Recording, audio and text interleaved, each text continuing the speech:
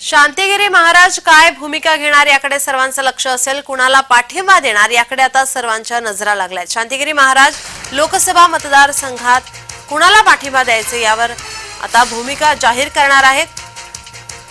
संभाजीनगर, शिर्डी, जळगावसह इतर काही मतदारसंघात शांतिगिरी महाराज यांचे भक्त परिवार आहेत।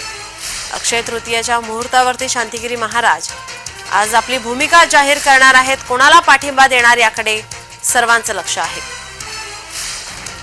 नाशिक लोकसभा मतदारसंघातून शांतिगिरी महाराज मैदानात आहेत आणि आता ते कोणाला पाठिंबा देणार याकडे सर्वांचं लक्ष असेल।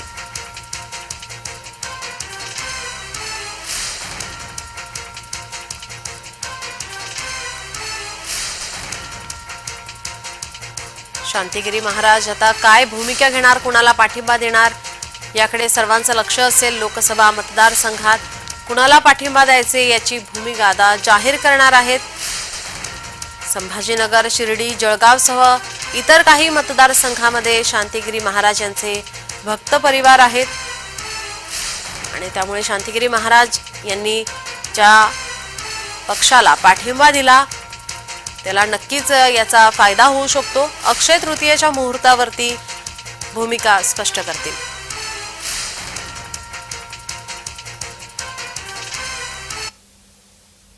आपले प्रतिनिधी किरण गोटूर आपल्यासोबत जोडलेले आहेत। किरण, शांतिगिरी महाराज आज आपली भूमिका स्पष्ट करणार आहेत, पाठिंबा दर्शवणार आहेत, काय अधिकची माहिती?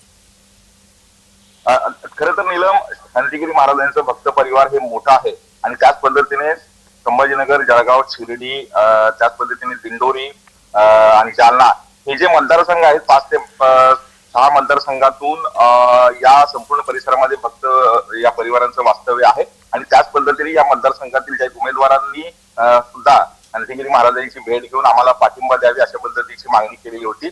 आणि आज जे आहेत महाराज आपली भूमिका घेणार असल्याचं कळतंय। आज जे आहे दुपारी 3 वाजता शांतिगिरी महाराजांची पत्रकार परिषद आहे आणि या पत्रकार परिषदेतून हे जे 5-6 मतदारसंघ आहेत त्या मतदारसंघातून कुठल्या उमेदवाराला किंवा कुठल्या पक्षाला पाठिंबा द्यायचं, खरं तर याबाबत शांतिगिरी महाराज आपली भूमिका मांडणार आहेत।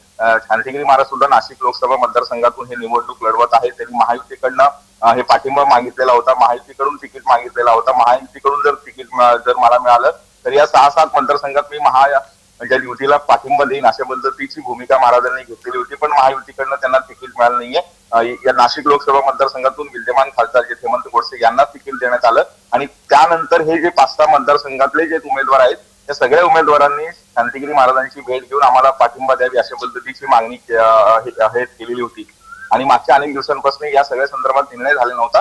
पण आज ज्या अक्षय तृतीयेच्या मुहूर्तावरती शांतिगिरी महाराज या मतदारसंघात कुणाला पाठिंबा द्यायचं त्यावरती निर्णय घेणार आहेत। त्यामुळेच महाराज आता नेमकं कुणाला पाठिंबा देतात हे पाहणं महत्वाचं असणार आहे। नक्कीच किरण, आपण पाहतोय की याआधी मुख्यमंत्र्यांसोबत त्यांची भेट झाली होती, बैठक झाली होती, त्या संदर्भात काय अधिकची माहिती?